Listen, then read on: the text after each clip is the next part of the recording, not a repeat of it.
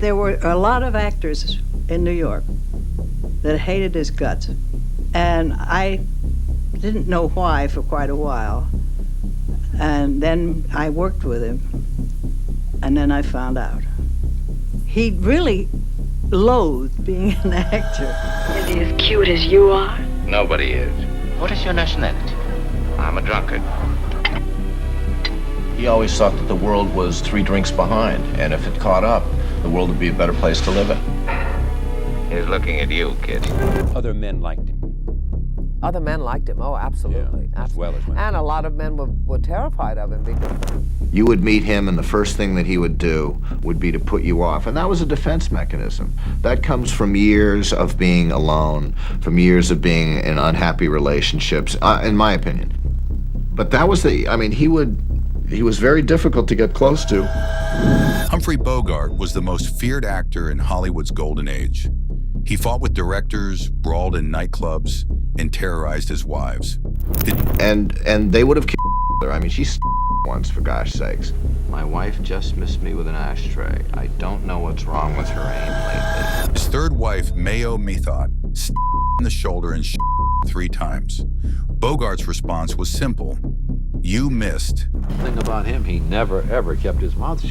I've been aching to fill you full of slugs. And so he'd go and say, this script is junk. I'm not going to do it. I'll settle with you, you double crook. And Warner would say, you're going to have to do it. You've got a contract. And Bogey would probably shove a finger up in the air in a well-known gesture. Here's why Humphrey Bogart was Hollywood's most dangerous man. Humphrey Bogart's marriage to actress Mayo Methot became Hollywood's most notorious relationship. They were nicknamed the Battling Bogarts by the press, but the reality was far more dangerous than any publicity stunt. This was a marriage built on alcohol, jealousy, and violence that would have landed both of them in jail if it happened today. Bogart met Mayo Methot in 1937 on the set of Marked Woman, a successful gangster film starring Bette Davis. Mayo was a talented actress in her own right, with a burgeoning career that showed real promise. But when Bogart decided he wanted a stay-at-home wife, Mayo agreed to give up her career to become what she called an admirable housefrau. This decision would prove to be the beginning of their mutual destruction. The marriage started well enough, but as Bogart's star began to rise, the dynamics between them became increasingly toxic. Bogart openly admitted he liked having a jealous wife, saying, "I like a jealous wife, and I'm a jealous husband too." But Mayo's jealousy went far beyond normal relationship boundaries into the realm of dangerous obsession and violent outbursts. The violence between them was real and frequent. Mayo once Bogart in the shoulder during what he casually described as a difference of opinion about politics. Blood seeped through his shirt, but Bogart treated the incident as just another Tuesday in their marriage. His son Stephen would later say that Mayo would be in jail today for her actions. But it was simply a different time when domestic violence was brushed off as marital drama. The most infamous incident occurred when Bogart came home drunk one evening. Mayo, watching from their house window, shot 3 times as he tried to get out of his car. Instead of calling the police or seeking help, Bogart got up from behind his car and shouted, "You missed!" before walking into the house. This wasn't treated as attempted murder. It was just another story in their legendary fights. And they would have killed each other. I mean, she stabbed him once, for gosh sakes. My wife just missed me with an ashtray. I don't know what's wrong with her aim lately. The couple kept a carpenter on permanent call to repair the doors that Mayo holes through during their arguments. Their house became a war zone where furniture was thrown, ashtrays were hurled, and guns were a regular occurrence. Bogart once told friends that Mayo's method for keeping him was to get him drunk and keep him drunk, and many believe this was probably true. Their drinking binges together became legendary in Hollywood circles. When they got drunk, they got hostile, and when they got hostile, weapons came out. Bogart developed a system where he would start leaving whenever Mayo began singing "Embraceable You," because he knew that was the signal she was about to get a gun or some other weapon and come after him. He said he had a carpenter on call in their house to repair the doors that she shot holes through. Their public fights became entertainment for other Hollywood figures. At restaurants and parties, people would watch as Bogart and Mayo screamed at each other, threw objects, and sometimes became physically violent. In one incident at a restaurant, Mayo kept repeating something that annoyed Bogart until he warned her to stop. When she said it one more time, he pushed her over backward, and she fell into the next table and onto the floor, crying and yelling. When someone questioned his actions, Bogart casually asked if they wouldn't have done the same thing. The violence wasn't one-sided. Bogart could be just as brutal as Mayo, and their relationship brought out the worst in both of them. Friends described it as a relationship where two people were slowly each other through alcohol, jealousy, and rage. The fact that they stayed together for several years says more about their mutual addiction to drama and violence than it does about love. Mayo had an addiction, and it was very evident. Once we'd had a few drinks, and all of a sudden, Bogey said, "Sluggy, if you say that once more, I'm going to push you over." So she said it once more, and he leaned over and pushed her over. And she fell into the next table and onto the floor, and she was crying. And The end of their marriage came when Bogart met Lauren Bacall on the set of To Have and Have Not in 1943. Even then, leaving Mayo proved dangerous. Bacall later said she had been warned that Mayo might drop a lamp on my head and that Bogart was terribly worried about my being damaged. The threat of violence hung over their divorce proceedings, and everyone involved feared what Mayo might do when she realized she was being replaced by a 19-year-old actress. When Bogart finally divorced Mayo in May 1945, he married Lauren Bacall just 11 days later. It was a quick escape from a marriage that could have killed both. Mayo's drinking worsened after their divorce, and she died in 1951 from acute alcoholism at just 47 years old. The battling Bogarts had finally stopped fighting, but the cost had been devastating for both of them. Humphrey Bogart's reputation for violence wasn't confined to his personal life. On movie sets, he was known as one of the most difficult and confrontational actors in Hollywood. Directors, producers, and fellow actors all learned to fear Bogart's explosive temper and his willingness to use his fists to settle disagreements. His approach to filmmaking was simple. If he didn't like something, everyone was going to know about it, and if they pushed him too far, they might end up on the receiving end of his famous right hook. Bogart's problems with authority started early in his career when he was still struggling to make it in Hollywood. Between 1936 and 1939, he appeared in 25 movies, mostly playing villains in B pictures. He hated the terrible scripts and stereotype roles he was forced to play, and he made no effort to hide his contempt from studio executives. His constant complaints and confrontational attitude made him enemies throughout the industry. The thing about him, he never, ever kept his mouth shut. I've been aching to fill you full of slugs. And so he'd go and say, this script is junk. I'm not going to do it. Settle with you, you double crook.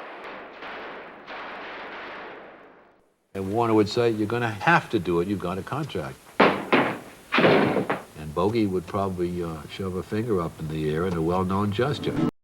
Jack Warner, the powerful head of Warner Brothers, became Bogart's most frequent target. Whenever Warner assigned him to another terrible B movie, Bogart would march into his office and tell him exactly what he thought of the script. When Warner reminded him that he had a contract and had to do the film, Bogart would respond with a well-known obscene gesture and storm out.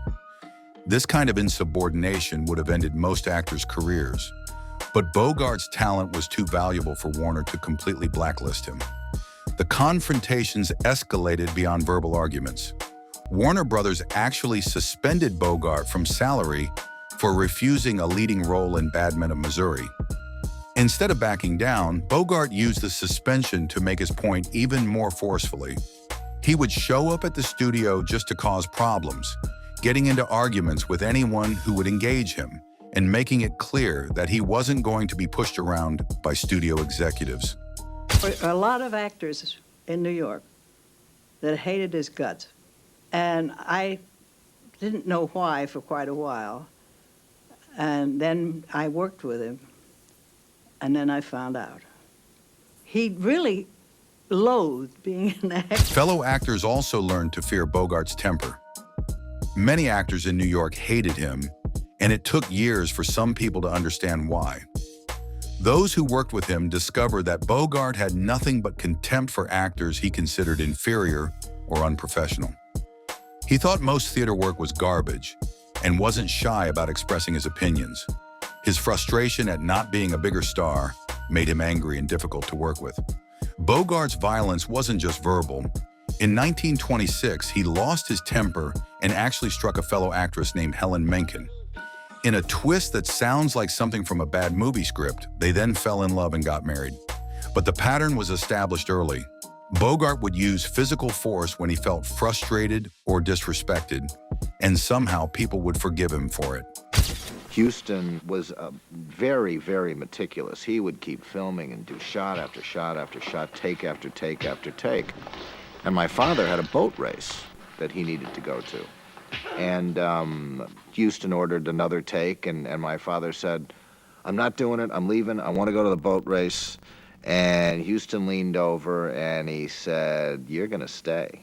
And he gave him a little tweak in the nose, and he kind of twisted his nose a little bit. My father and him were getting it on.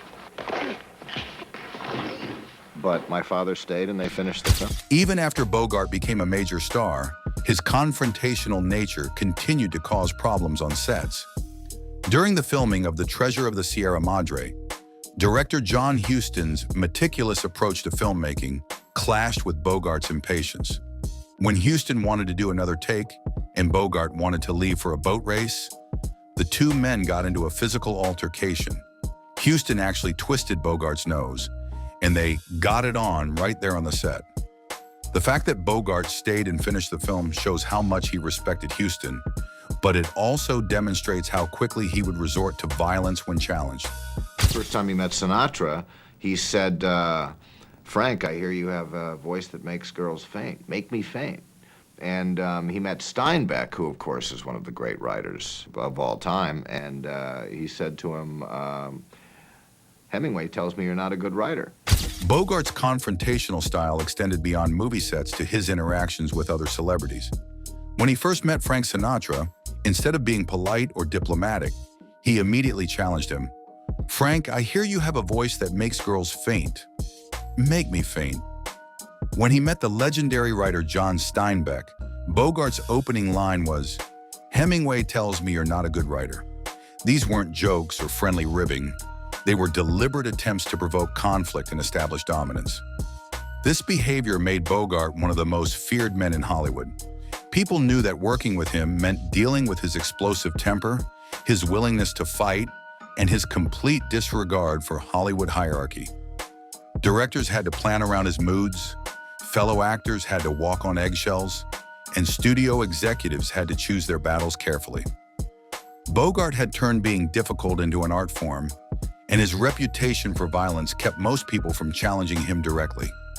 Humphrey Bogart's relationship with alcohol was legendary, even in an era when heavy drinking was considered normal for movie stars. But Bogart took it further than most, turning his alcoholism into part of his public persona and using it as both a weapon and a shield in his dealings with Hollywood. He wasn't just a heavy drinker, he was a functioning alcoholic who used liquor to fuel his reputation as Hollywood's most dangerous man. Bogart's drinking habits were methodical and relentless.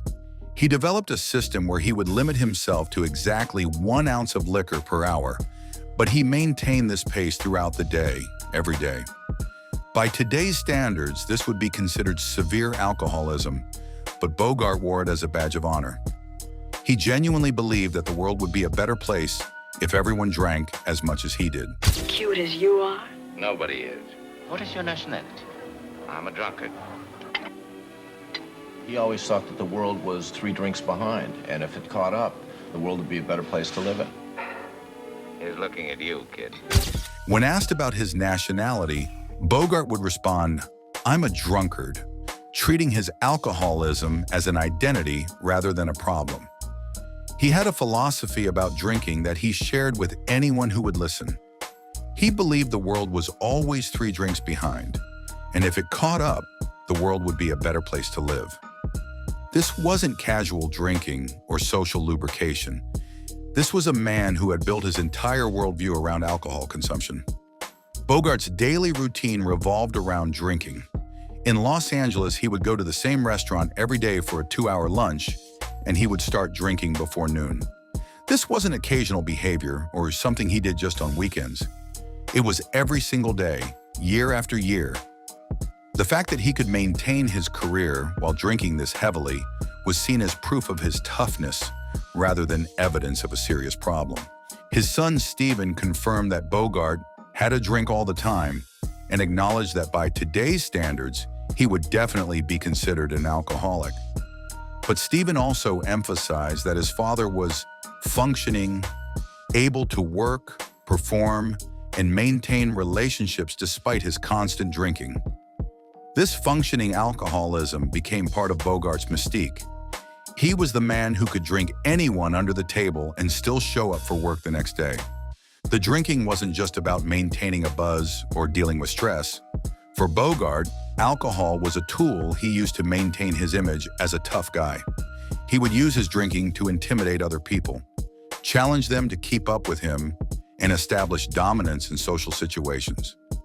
If you couldn't drink as much as Bogart, you weren't worthy of his respect. You get this evidence simply from the Big Sleep daily production reports about Bogart arriving drunk or hungover or arriving late or not being prepared. So it's very much a crisis moment for him. His heavy drinking began to affect his professional performance during some of his most important films. Production reports from The Big Sleep show evidence of Bogart arriving drunk or hungover, showing up late, or being unprepared for scenes. This was during a crisis period in his personal life when he was trying to leave Mayo Methot for Lauren Bacall. But instead of getting help or cutting back on his drinking, he increased it. At Romanoff's one night, they hit on an idea of a group, a kind of a clan, if you will. And they were going to be the Rat Pack, and to be a rat, you had to undergo certain ritualistic kind of things that were all nonsense. Later in his career, Bogart's drinking became the foundation for the infamous Rat Pack. At Romanoff's restaurant, he and friends like Frank Sinatra founded this drinking group where membership required meeting certain qualifications, all of which revolved around being able to drink heavily and cause trouble. Being a rat meant you were a sticker who played pranks, set off stink bombs, and tried to outdo everyone else with outrageous behavior, most of it fueled by alcohol. The Rat Pack became Bogart's way of institutionalizing his drinking and making it seem glamorous rather than destructive. Instead of being seen as an alcoholic who needed help, he was the leader of Hollywood's coolest drinking club. This transformation of his addiction into a lifestyle brand was perhaps Bogart's most successful performance. He convinced an entire generation that his self-destructive behavior was actually something to be admired and emulated. Bogart's drinking ultimately contributed to his death at just 57 years old. The constant alcohol consumption, combined with heavy smoking, destroyed his esophagus and led to the cancer that killed him. But even as he was dying, he continued to drink, hosting friends in his living room every evening for cocktails. His commitment to his image as Hollywood's greatest drinker was so complete that he literally drank himself to death rather than admit he had a problem. Humphrey Bogart's contempt for Hollywood's established system made him one of the most dangerous men in the industry. While other actors played politics and kissed up to studio executives, Bogart openly declared war on the entire system. He refused to be diplomatic, rejected the typical Hollywood lifestyle, and made it clear that he would rather destroy his career. I don't think he gave a damn about stardom. I really don't think that concerned him a bit.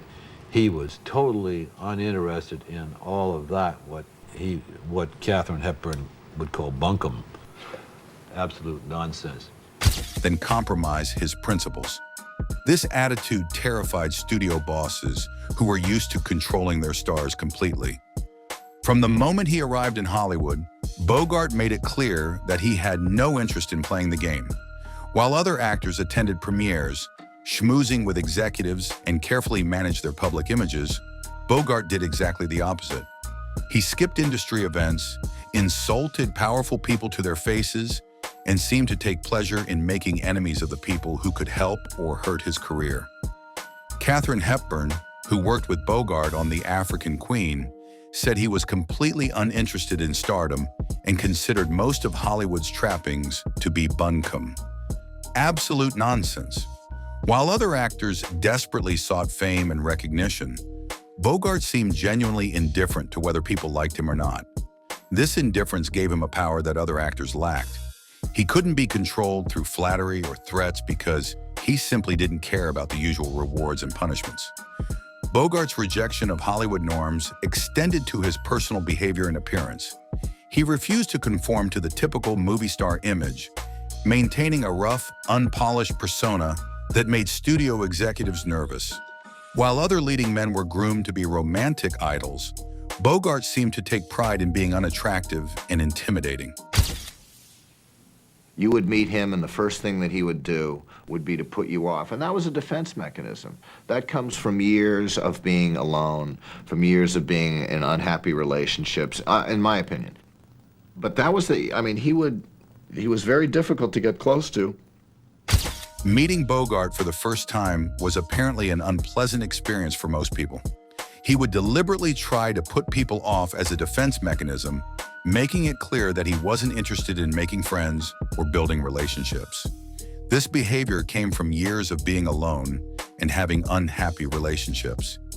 But it also served a strategic purpose. It kept people at a distance and prevented them from getting close enough to manipulate or control him. Bogart's attitude toward his work was equally uncompromising. He had strong opinions about scripts, directors, and fellow actors, and he wasn't afraid to express them regardless of the consequences. If he thought a script was terrible, he would say so. If he didn't respect a director, everyone on set would know about it. This honesty was refreshing in an industry built on fake pleasantries, but it also made him extremely dangerous to work with. Bogart was completely self-aware about his confrontational nature. He once reflected that he couldn't get in a mild discussion without turning it into an argument, and that nobody likes me on sight. He understood that his personality was the reason he was always cast as the villain, but instead of trying to change, he embraced it. This self-acceptance was both his greatest strength and his most dangerous quality. And he could be charming when he wanted to be charming, and he could be a bastard when he wanted to be a bastard. Bogart had complete control over his personality and could switch between charming and hostile depending on what served his purposes. This unpredictability made him extremely dangerous because nobody knew which version of Bogart they would encounter on any given day. He could be charming when it benefited him, but he could also be a complete bastard when he felt like it, and there was no predicting which one you would get. His refusal to conform to Hollywood standards ultimately gave him more power than actors who played by the rules. Studio executives knew they couldn't control him through normal means, which meant they had to negotiate with him as an equal rather than treating him as an employee. This was virtually unheard of in the studio system era, when actors were typically treated as property owned by the studios. By the time Bogart achieved major stardom with films like The Maltese Falcon and Casablanca, his reputation for being uncontrollable was already well established. Studios knew that hiring Bogart meant dealing with his confrontational attitude, his drinking, his unpredictability, and his complete disregard for authority. But his talent was so undeniable that they were willing to accept the risks that came with working with Hollywood's most dangerous man. Humphrey Bogart's reputation for physical violence extended far beyond his tumultuous marriage to Mayo Methot. He was a genuine street fighter who had learned to use his fists long before he became a movie star, and he brought that real-world toughness to Hollywood in a way that terrified both his colleagues and the general public. Unlike other actors who played tough guys on screen, Bogart's violence was authentic, unpredictable, and genuinely dangerous. Bogart's willingness to fight wasn't limited to domestic disputes.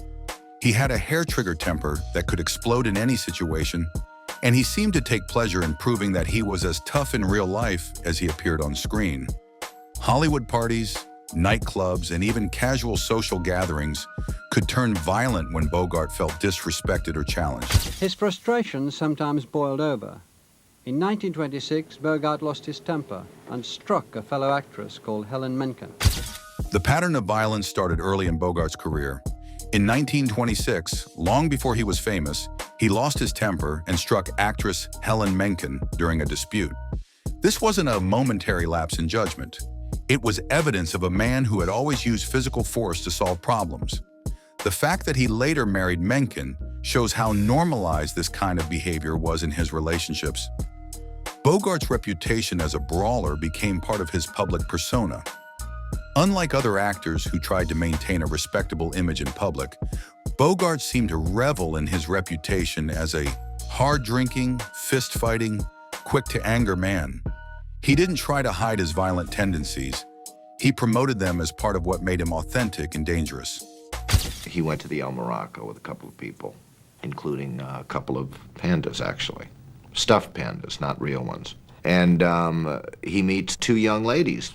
One of the women comes over and starts, needling my father and wants to sit down. And my father finally says, get away from me. I got to get out of here. And he gets up and they get into a little match, and he pushes her down. One of the most notorious incidents occurred at the famous El Morocco nightclub in New York. Bogart was there with friends, including some stuffed pandas as props for one of their pranks, when a woman began bothering him. Instead of simply walking away or asking security to handle the situation, Bogart told her to get away from him. When she persisted, they got into a little match, and he pushed her down. This wasn't self-defense. This was a man using physical force against a woman in a public place because she was annoying him. The incident made headlines the next day. Bogart thrown out of El Morocco. Woman sues him. The woman, described as a freelance model, charged that Bogart had pushed and knocked her down when she playfully attempted to pick up a stuffed panda toy. The owner of El Morocco sent Bogart a telegram that read, "Stay out of my joint." But instead of being ashamed or apologetic, Bogart seemed to wear the incident as a badge of honor. The fact that Bogart was willing to physically assault a woman in public shows just how uncontrolled his violent tendencies had become. This wasn't a private domestic dispute that could be covered up. This was public violence that resulted in lawsuits and newspaper coverage. Yet Bogart's career continued to thrive, partly because his reputation for real violence actually enhanced his credibility as an actor who played violent characters. Bogart's violence wasn't always directed at strangers or romantic partners.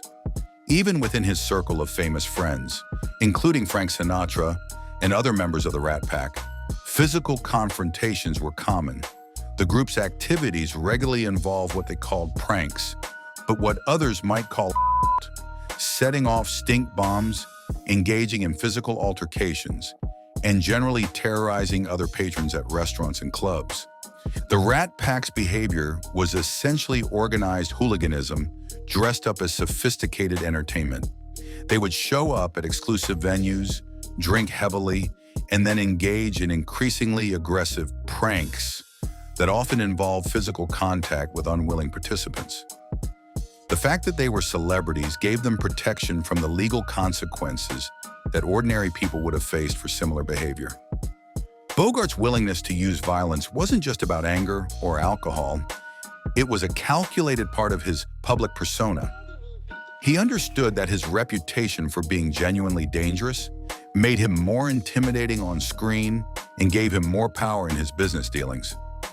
Studio executives, directors, and fellow actors all knew that Bogart wasn't just playing a tough guy. He actually was one, and he was willing to prove it if challenged. This combination of real violence and screen persona made Bogart unique among Hollywood actors. While others were pretending to be tough, Bogart had actually lived the life of violence that he portrayed in his films. This authenticity came through in his performances, but it also made him genuinely dangerous to be around. Working with Bogart meant accepting the risk that any disagreement could escalate to physical violence, because that's how he had always solved problems throughout his life. Even as cancer slowly destroyed Humphrey Bogart's body, he remained the same uncompromising, dangerous man he had always been. His approach to dying was as confrontational and unyielding as his approach to living had been. He refused to change his lifestyle, continued drinking and smoking, and maintained his tough guy persona, even as his body was failing. For Bogart, showing weakness or vulnerability was apparently worse than death itself. When Bogart first discovered he had cancer, his reaction was typically defiant. At a dinner party, he casually took out a small vial filled with thick white liquid and would take quick gulps every 10 minutes. When someone finally asked what it was, Bogart responded with a big smile. "I have cancer, that's what's wrong." He treated his terminal diagnosis like just another challenge to his toughness, something to be faced with the same aggressive attitude he brought to everything else. At the dinner table, Bogart took out a small vial, sort of like a cocktail glass, filled with a thick white liquid, and he would take quick gulps, about every 10 minutes. And finally somebody said, "Bogey, what is that?" He says, "What's wrong?" He says, "What's wrong?" with a big smile. "I have cancer, that's what's wrong." His casual attitude toward his own death was both impressive and disturbing. Most people facing a terminal cancer diagnosis would be devastated, frightened, or at least concerned about their mortality. Bogart treated it like an inconvenience, something that wouldn't change how he lived or who he was. This wasn't courage. This was the same stubborn refusal to acknowledge limitations that had defined his entire life. Despite his doctor's advice and his family's concerns, Bogart refused to make any changes to his lifestyle after his cancer diagnosis. He continued smoking heavily, drinking daily, and maintaining his regular social schedule. His attitude seemed to be that if he was going to die, he would die on his own terms, doing exactly what he had always done. Even as the cancer progressed and his physical condition deteriorated, Bogart maintained his daily cocktail routine and continued entertaining friends. His commitment to his image as Hollywood's toughest man was so complete that he wouldn't allow even terminal illness to change his behavior. This wasn't admirable. It was the final expression of a man who had never learned to adapt or compromise. As his condition worsened, Bogart developed an elaborate system to maintain his social gatherings despite his physical limitations. Every evening around 4:30 or 5 o'clock, he would be loaded by his gardener into a dumbwaiter, an old-time elevator, and lowered down to the living room where he would greet his flock of friends. He would entertain them, tell stories, joke around, and maintain his role as the host for as long as his failing body would allow. This ritual reveals both Bogart's determination and his priorities. Instead of using his remaining time to rest, reflect, or spend quiet moments with his family, he chose to maintain his role as the entertaining tough guy who could hold court with Hollywood's elite. His reputation was apparently more important to him than his health, his comfort, or even his family relationships. I was aware that he was sick, but I wasn't aware that he was dying. And this was one of the problems. Never talked about death, never wanted my mother to talk about death, never allowed us to face the fact and to grieve for him until after he was gone. There was no last word. Bogart's refusal to acknowledge his mortality extended to his family relationships. His son Stephen was aware that his father was sick, but had no idea he was dying because Bogart never talked about death and wouldn't allow his wife Lauren to discuss it either. This meant that when Bogart died on January 14th, 1957, at age 57, his family wasn't prepared. There were no last words, no final messages, no opportunity for closure. His approach to dying was as uncompromising as his approach to living. He simply refused to engage with the reality of what was happening to him. Even his funeral reflected his dangerous reputation and the fear he had inspired throughout his career. All of Hollywood seemed to turn out for the service at All Saints Episcopal in Beverly Hills. Among those in attendance were Ingrid Bergman, Bing Crosby, and Henry Fonda, stars who had worked with him and experienced his volatile personality firsthand. Director John Huston, who had fought with Bogart on multiple occasions and knew his difficult personality better than most, gave the funeral eulogy. Huston's words captured the complexity of Bogart's character. He acknowledged Bogart's talent and his unique place in Hollywood, but also the relief that came with his passing. Huston said, "We have no reason to feel any sorrow for him, only for ourselves for having lost him," suggesting that Bogart had lived exactly the life he wanted, regardless of the cost to others. Bogart had requested that his ashes be scattered at sea, which was fitting for a man whose spiritual home was on a sailing yacht. The ocean represented the last free place on earth to him, the one location where he could escape from the conflicts and confrontations that defined his life on land. Even in death, he was seeking to avoid the constraints and expectations that he had fought against his entire career. Years after his death, Bogart's son Stephen struggled to understand who his father really was, beyond the dangerous image he had cultivated. Stephen had grown up with a father who was largely absent, emotionally distant, and more committed to his boats and his career than to his family relationships. The process of learning about his father's life helped Stephen understand himself, but it also revealed the cost of Bogart's uncompromising approach to life. Bogart's legacy as Hollywood's most feared actor was built on his genuine willingness to be violent, confrontational, and uncontrollable. He wasn't playing a character. He was being himself, and that self was genuinely dangerous.